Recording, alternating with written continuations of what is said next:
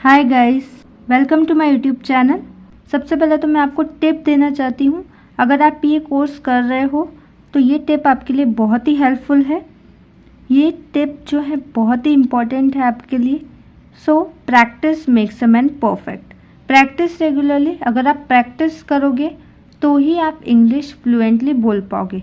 अगर आप ये क्लासेस अटेंड भी करते हो और प्रैक्टिस नहीं करते हो तो आप लोग जल्दी इंग्लिश नहीं बोल पाओगे, क्योंकि अगर हम कोई भी चीज़ की प्रैक्टिस नहीं करते हैं तो हम उस पर्टिकुलर टास्क में सक्सेसफुल नहीं होते हैं, राइट।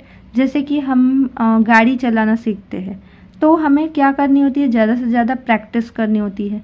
या फिर हमें डांस सीखते हैं, किसी डांस का परफॉर्मेंस करना है हमें स्टेज पर, तो हम क्या करते हैं, ज़्यादा से ज़्यादा प्रैक्टिस करते हैं जिससे कि हम उस काम में परफेक्ट बन जाए, राइट। और अगर हम परफेक्टली उस चीज़ के लिए प्रैक्टिस करते हैं तो हम डेफिनेटली उस काम में सक्सेसफुल होते हैं।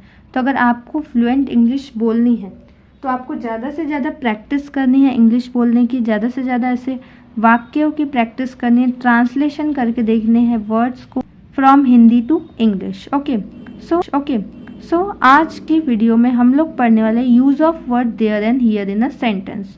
तो देयर का बेसिकली मीनिंग क्या होता है? देयर का मीनिंग होता है वहाँ। देयर का मीनिंग क्या होता है? वहाँ। एंड हियर का मीनिंग होता है यहाँ।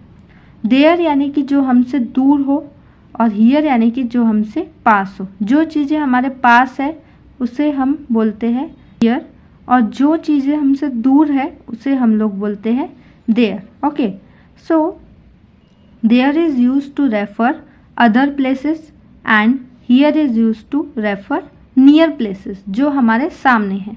क्लियर? सो हम लोग सेंटेंसेस पढ़ने वाले हैं कि डेली लाइफ में हम सेंटेंसेस में देयर का यूज़ कहाँ कहाँ पे करते हैं एंड हियर का यूज़ कहाँ कहाँ पे करते हैं। सो सबसे पहले हम देयर देखते हैं। बैग वहाँ रख दो। बैग वहाँ रख दो। Put your bag there. Put your bag there. There मतलब वहाँ। ओके, हम वहाँ पढ़ते थे। हम वहाँ पढ़ते थे। We have taught there. We have taught there. हम वहाँ पढ़ते थे। कौन है वहाँ? कौन है वहाँ? तो जब हमारे डोर पर कोई आता है, डोर नॉक करता है कोई, तो हम लोग पूछते हैं ना उससे कि कौन है वहाँ पे। किस लिए पूछते हैं? ये जानने के लिए कि वहाँ पे कौन है, राइट। सो हम इंग्लिश में उससे ये क्वेश्चन पूछ सकते हैं, हु इज़ देयर। अगर हमारे डोर पे कोई नॉक कर रहा है तो हम लोग उससे पूछ सकते हैं who is there. Okay, next is मेरा भाई वहाँ जाता है। मेरा भाई वहाँ जाता है। तो हम ऑलमोस्ट हिंदी में ये सेंटेंसेस यूज़ करते रहते हैं, बट अभी आपको क्या करना है, इंग्लिश में ये सेंटेंसेस को यूज़ करके देखना है सो दैट आपकी बहुत अच्छी प्रैक्टिस हो जाए और आप इंग्लिश में फ्लुएंटली बोल पाओ। My brother goes there. My brother goes there यानी मेरा भाई वहाँ जाता है। ये प्रेजेंट में बात हो रही है इसलिए गोज़ का यूज़ हो रहा है। ओके, नेक्स्ट इज मैं वहाँ रोज़ जाता हूँ। मैं वहाँ रोज़ जाता हूँ। I go there every day. I go there every day. Now sentences by using word here. Here का यूज़ करके कौन से सेंटेंसेस हम डेली लाइफ में यूज़ कर सकते हैं। यहाँ आओ, कम हियर। यहाँ आओ, कम हियर। नेक्स्ट इज तुम्हारी बॉल यहाँ है। Here is your ball. तुम्हारी बॉल यहाँ है। Here is your ball. कौन है यहाँ? कौन है यहाँ? Who is here. Who is here. कौन है यहाँ? हम यहाँ पढ़ाई करते हैं। हम यहाँ पढ़ाई करते हैं। We study here. We study here. हम यहाँ पढ़ाई करते हैं। मैं यहाँ रोज़ आता हूँ। मैं यहाँ रोज़ आता हूँ। I come here every day. I come here every day. मैं यहाँ रोज़ आता हूँ। सो आज की वीडियो में हम लोगों ने देखा use of word there and here in a sentence. तो देयर और हियर में क्या डिफरेंस है? हियर यूज़ होता है यहाँ के लिए, देयर यूज़ होता है वहाँ के लिए, राइट।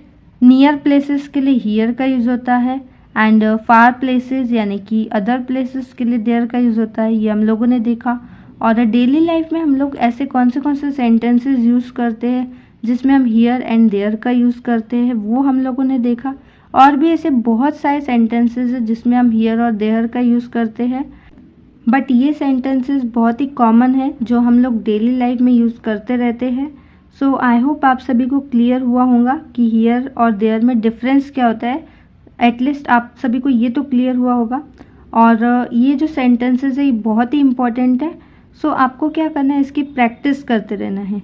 अगर आपको कुछ भी डिफ़िकल्टी है, if you have any doubt you can ask me in comment section, मैं आपको डेफिनेटली उसका आंसर करूँगी। एंड अगर आपको कुछ भी समझ में नहीं आता है तो आप मुझे बता सकते हो कमेंट करके, तो मैं आपको नेक्स्ट वीडियो में उसका डाउट भी क्लियर करूँगी। ठीक है, सो आई होप आप सभी को समझ में आएगा हियर एंड देयर। इसके पहले वाली क्लासेस में भी हम लोगों ने बहुत सारे टॉपिक्स कवर किए हैं, जैसे कि इज़ एम आर का यूज़ कहाँ कहाँ पे होता है, उनका मीनिंग क्या होता है। सो आज है क्लास 7, तो अभी नेक्स्ट क्लास 8 में भी मैं आपको थोड़ा सा क्लियर कराऊंगी और हम लोग ट्रांसलेशन भी सीखेंगे थोड़ा सा। सो मिलती हूँ मैं आप सभी से नेक्स्ट वीडियो में, नेक्स्ट क्लास में। एक दिन छोड़ के एक दिन स्पोकन इंग्लिश की क्लासेस आती है। सो 7 क्लासेस हो चुकी है, अभी 3 क्लासेस बची है। ये 10 डेज का स्पोकन इंग्लिश कोर्स है। So see you guys in next class. तब तक के लिए बाय बाय गाइज।